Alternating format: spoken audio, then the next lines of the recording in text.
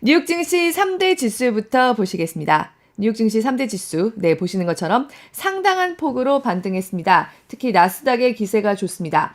15,000선도 다시 회복했습니다. 1.35% 오르면서 15,055.65로 장을 마쳤고요. S&P 500도 거의 1% 가까이 0.88% 오르면서 4,780.94로 장을 마쳤습니다. 왜 이렇게 뛰었을까? 결국 대형 기술주들에게 모여있는 커다란 기대가 튀어 올랐다고 할 수 있습니다. 일단 종목판 가서 함께 보시면요. 오늘 종목판에서 눈에 확 띄는 종목이 있을 겁니다. 우측 하단에 있는 TSMC입니다. 바로 타이완의 세계 최고 반도체 파운드리 기업 TSMC 무려 9.79%나 올랐습니다. 10% 가까이 폭등했습니다. 거의 2년 만에 최고치입니다. TSMC의 실적 발표가 반도체 시장에 대한 기대를 한껏 끌어올렸습니다. TSMC의 4분기 매출과 순이익은 모두 지난해 1년 전에 같은 기간보다 좀 줄긴 했지만요.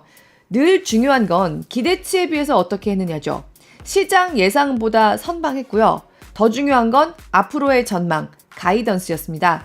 올해 AI 붐이 이어지면서 자기들 매출이 20% 넘게 늘어날 걸로 전망한 겁니다. 올해 매출 성장률이 반도체 시장의 전반적인 흐름에 비해서 2배가 넘을 걸로 보기도 했습니다.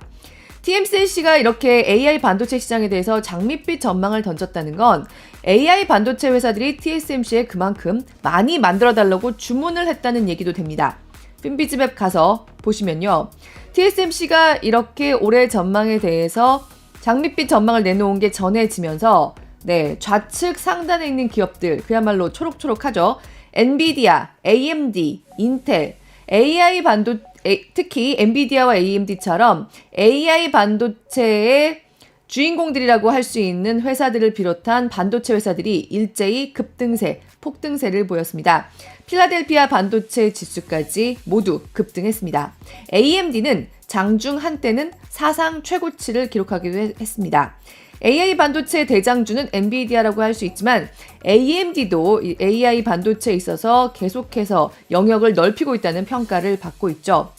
그리고 오늘 또 눈에 띄는 종목이 하나 있습니다. 핀비즈맵 다시 보시면요. 가장 초록색으로 빛나는 커다란 사각형, 좌측의 애플입니다.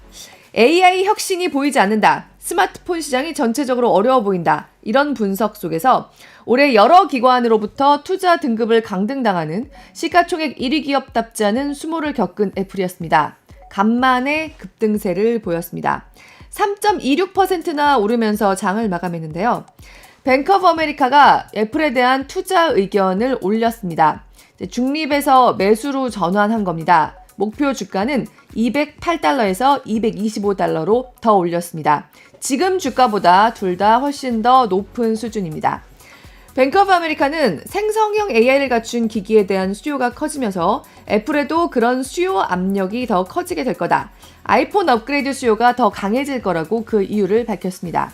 애플에 대한 기대치가 있으니까 애플이 AI에 있어서 좀 뒤지는 것 같은 모습이 여태까지는 겉으로는 나타나고 있지만 그래도 뭔가 해낼 거라는 좀 희망 섞인 분석이라고도 할 수 있겠습니다.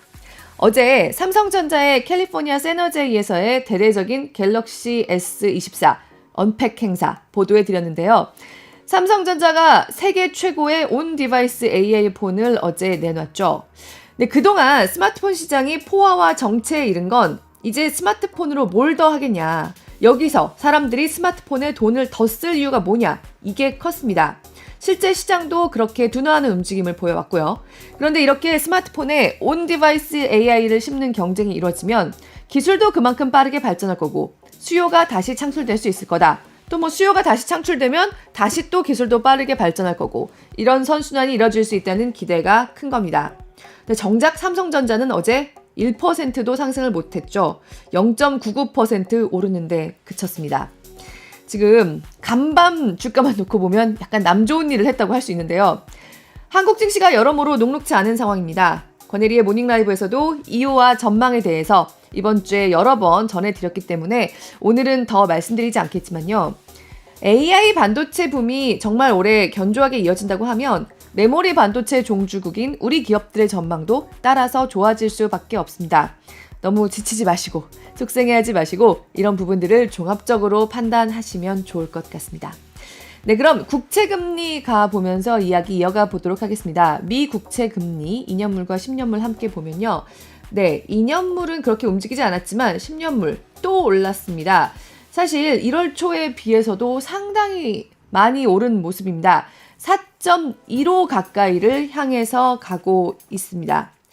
간밤의 뉴욕 증시는 이렇게 기술주들의 개별적인 호재로 상승장이 견인됐던 거고요. 금리 환경에 대한 기대나 전망은 어제와 비슷하게 이어지고 있습니다. 일단 미국의 주간 신규 실업보험 청구자 수를 보면요. 사실 이 데이터는 월간 정부 발표만큼, 미국 정부의 월간 발표만큼 중요한 데이터는 아닙니다.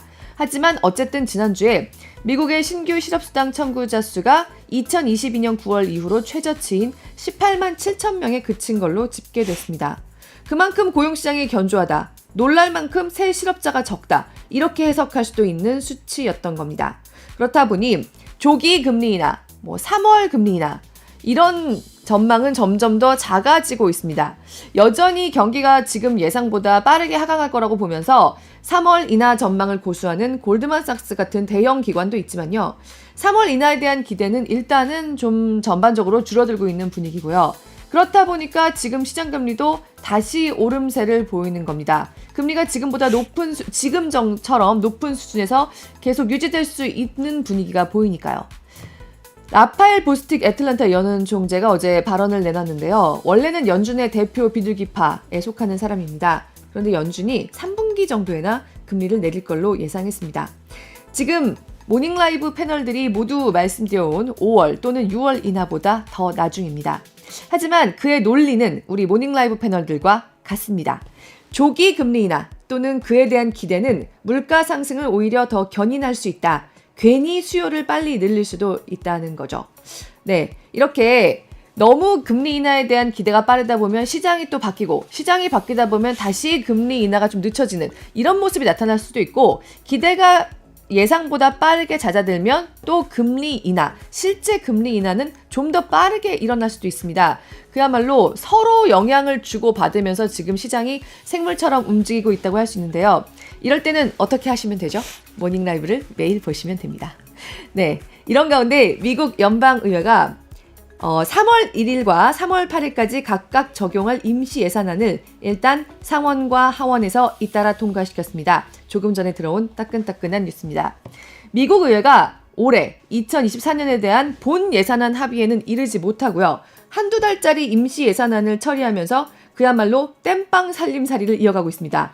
지금 세계 최대 강국이 한두 달 단위로 연방정부 폐쇄를 모면하는 살림살이를 이어가고 있습니다. 일단 3월 초까지는 세이프라고 할 수 있는데요. 이런 거 보면은 우리나 미국이나 그렇게 큰 차이가 없다. 그래도 우리가 낫다는 생각이 드는 순간도 있는 거죠. 여기서 유가로 가보도록 하겠습니다. 유가 함께 보시면요. 네, 보시는 것처럼 꽤 많이 올랐습니다. 서부 텍사스산 중진유 WTI 어느새 $70 중반대까지 올라와 있습니다. 74.08달러로 장을 마감했고요. 브렌트유는 $80 바로 밑에서 움직이고 있습니다. 79.10달러까지 올라와 있습니다. 국제에너지기구 IEA가 원유 수요 전망치를 올렸던 탓이 큽니다. 그리고 전날 석유 수출국기구 오펙도 올해 원유 수요가 하루 225만 배럴가량 증가할 걸로 예상했습니다. IEA보다 2배 정도 더 잡았습니다.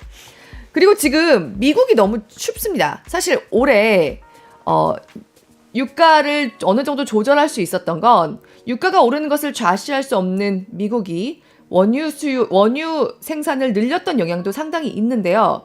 지금 미국이 너무 추워서 영하 30도를 오르내리는 날씨여서 그 이상 기후로 송유관 관리도 어렵습니다.